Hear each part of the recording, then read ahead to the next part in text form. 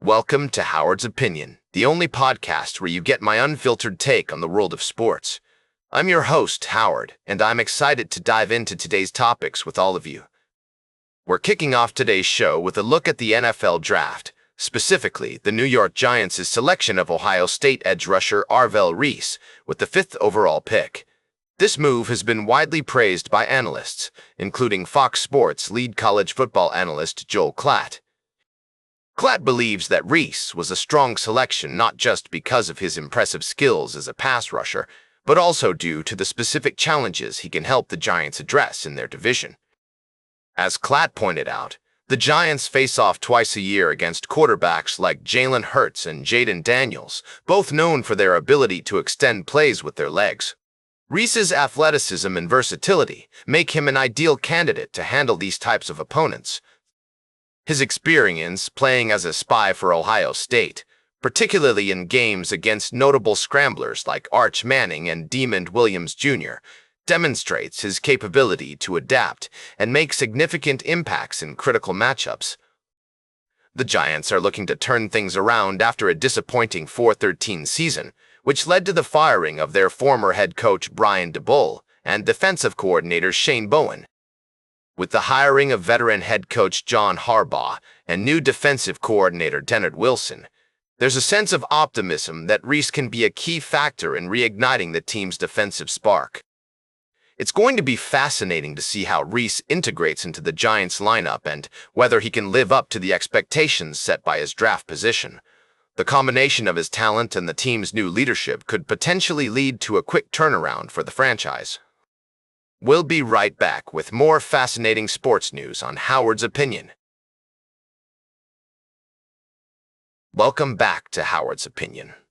We're diving into the world of sports now, and I've got a fascinating story for you.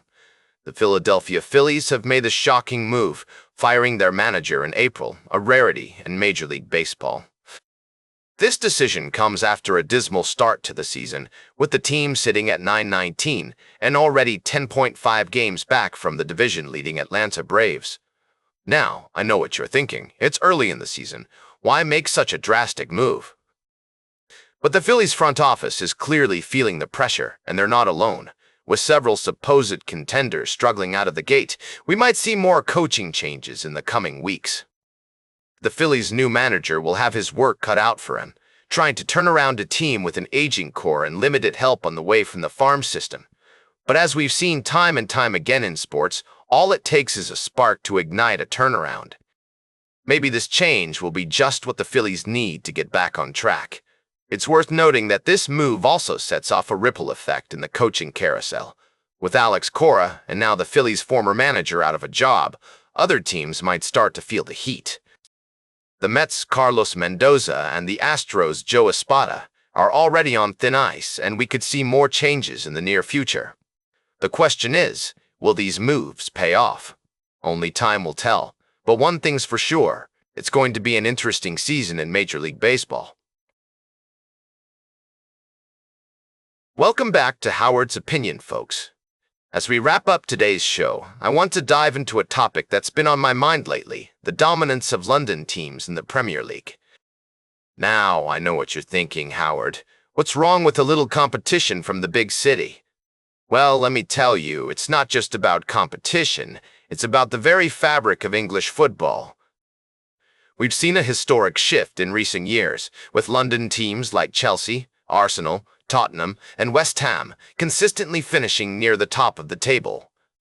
And now, with Millwall potentially getting promoted, we could be looking at a league where nearly half of the teams come from the capital city. That's not just a concentration of power, that's a stranglehold. I'm not saying London teams don't deserve to succeed, of course they do. But what about the rest of the country? What about the proud footballing traditions of the Northwest, the Midlands, and the Northeast? Don't they deserve a seat at the table too? Now, I know some of you might be thinking, but Howard, this is just the natural order of things.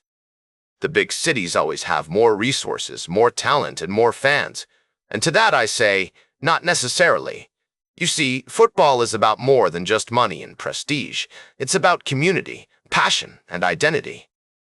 When we lose that regional diversity, When we lose the ability for smaller clubs to compete with the big boys, we lose something essential to the sport. We lose the romance of the underdog story, the thrill of the upset, and the pride of local rivalry. So, what's the solution?